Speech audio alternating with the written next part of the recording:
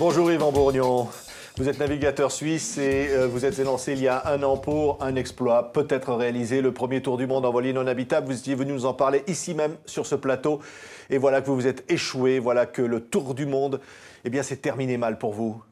Eh bien, bonjour. Effectivement, l'aventure s'est un petit peu interrompue fin juillet là, au Sri Lanka. Et bêtement, en fait, en allant dormir, le bateau a changé de cap sous pilote automatique.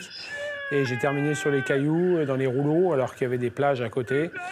Et voilà, quand je me suis réveillé, j'ai été éjecté du bateau et je me suis retrouvé très très rapidement sur les cailloux avec le bateau. Regardez votre réaction ce jour-là.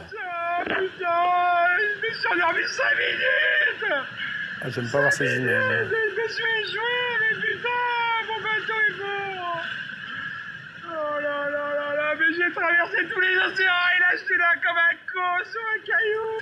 Ça faisait 4 jours que j'avais pas dormi, je me suis endormi 5 minutes. Je me suis donné comme jamais. C'est terrible de revoir ces images, Yvan Bourgnon, même pour vous, hein. Ah ouais, non, c'était vraiment un des plus mauvais moments de ma vie, ça c'est certain. Ouais. Là, vous vous êtes senti perdu, j'allais presque dire, au bord du gouffre. Bah, ma louloute, c'était mon bateau que j'avais depuis 9 mois, que j'avais construit un peu moi-même avec mon équipe juste avant. C'était toute ma vie, je vivais dessus 24 heures sur 24. Puis il m'avait surtout donné entièrement satisfaction, parce que j'avais quand même réussi à traverser 3 océans avec. Et de le voir bêtement se cracher sur les cailloux, bah, ça s'est passé comment? Vous dites, vous avez dormi seulement quelques heures, et là, vous vous êtes fait éjecter du bateau. Voilà, bah, c'est un enchaînement, en fait. Hein. La traversée de l'océan Indien a été très, très rude. J'ai traversé 2 moussons, 2 tempêtes. J'ai eu des vents contraires, et puis je n'avais pas dormi depuis 4 jours. Et juste, je commençais à faire des hallucinations, je voyais des cargos partout. Donc je me suis dit, juste avant d'arriver au port, il faut absolument que je dorme, sinon je vais faire vraiment une bêtise. Et le vent s'est calmé, et je me suis couché quelques minutes, et puis en fait le pilote s'est déréglé pendant que je dormais, le bateau a changé de direction. Et voilà, quand on voit le résultat voilà. Là, sur cette photo de bateau donc échoué complètement, et là vous vous dites c'est totalement fini là. Bah, sur le moment, le bateau se détruit en quelques minutes, donc forcément c'est un déchirement important, et puis on a l'impression que c'est la fin quoi, du défi. Quoi. Oui, là vous aviez perdu votre coéquipier, qui avait lâché finalement prise après avoir perdu 7-8 kilos. Oui, ça c'était au début de l'aventure aux îles Canaries. Effectivement, au départ, j'avais fait le choix de partir à 2. Et puis, suite à son interruption, j'ai pris la décision aux Canaries de continuer tout seul, ce que je ne regrette pas aujourd'hui. Oui, vous ne regrettez pas parce que malgré la solitude, il fallait vraiment aller jusqu'au bout? Oui, je crois que la solitude, je l'ai bien gérée. Et là, aujourd'hui, j'ai réalisé 80% du parcours. Donc c'est vrai que j'ai vraiment un cœur de terminer. J'ai vraiment vécu une aventure exceptionnelle avec plein de souvenirs. Bon, évidemment des moments très durs, mais plein de bons souvenirs, des surfs incroyables, des images incroyables, la navigation aux étoiles qui m'a beaucoup plu. Et voilà, donc j'ai à cœur de poursuivre et de terminer. Oui, on va regarder justement des images de cette traversée. On vous voit là, qu'est-ce qui frappe le plus finalement? Ce qui frappe le plus, c'est de réussir à vivre sur un petit catamaran de sport comme ça, sans vraiment pouvoir se relâcher en fait, parce que c'est un bateau complètement instable, qui peut chavirer à tout instant. Et donc, il faut être sur le quai-vive en permanence. Et c'est ça, en fait, réussir à vivre au quotidien sur un bateau, en tenant les écoutes, en étant en alerte en permanence. Oui, parce que pas de GPS, pas de météo, pas d'assistance. Ouais, non, c'est vraiment revenir aux principes fondamentaux de la voile. Voilà, moi, j'avais cœur, par exemple, quand je découvrais la côte, eh ben, je cherchais la côte. Aujourd'hui, on ne fait plus ça. Le GPS, on sait que dans 1h30, on va découvrir la côte.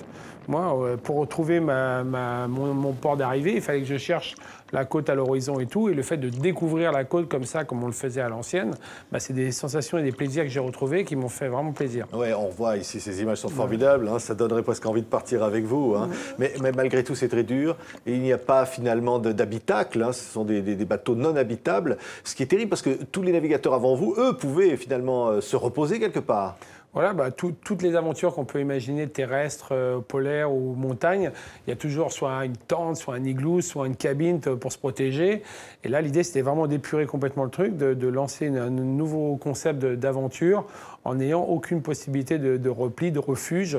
Tout le temps, quand il y a la tempête, il faut être sur le pont, il faut être face aux éléments. Vous êtes là sur le pont en permanence. Hein. Et il faut faire avec les éléments. Et c'est ça qui était intéressant. C'était de pouvoir gérer ces grosses difficultés et pas se dire quand il y a la tempête, je vais me réfugier à l'intérieur du bateau, j'attends que ça se passe. Là, c'est tout le contraire. Vous avez supporté des vents supérieurs à 100 km, vous avez 2 chavirages, vous avez eu 5 tempêtes. Vous vous êtes dit à un moment, finalement, le bateau peut casser. C'est là où j'ai été agréablement surpris, c'est que ce tout petit bateau de 6 mètres, qui est à peine plus haut que 50 cm, là, il m'a donné entièrement satisfaction, parce que j'ai jamais eu de défaillance de ce côté-là. Le bateau, aucune fissure, alors qu'il a affronté des vagues bien plus grandes que la taille même du bateau. Donc là-dessus, j'étais vraiment réussi et content de moi. Après, bon, c'est sûr qu'il y a eu plein de petits bobos, des réparations, des problèmes d'électronique, des problèmes de gouvernail. Donc la caisse à outils était souvent sur le pont. Mais c'est ça qui était bien, c'est qu'il y avait tout le temps quelque chose à faire. On voit sur les images, je suis à pêcher, je suis à bricoler, je suis à barrer. Donc on s'ennuie pas. On s'ennuie pas. Et alors les escales aussi, parce que alors là, il y en a eu quand même pas mal. Hein. Vous deviez en faire 27, je crois. Hein. Ouais. Et vous les avez faites et vous avez rencontré des gens formidables. Oui, il y a eu une quinzaine d'escales et franchement, ça fait vraiment plaisir de voir encore plein de civilisations qui ont vraiment la banane, qui ont vraiment le sourire, qui ont vraiment le sens de l'accueil.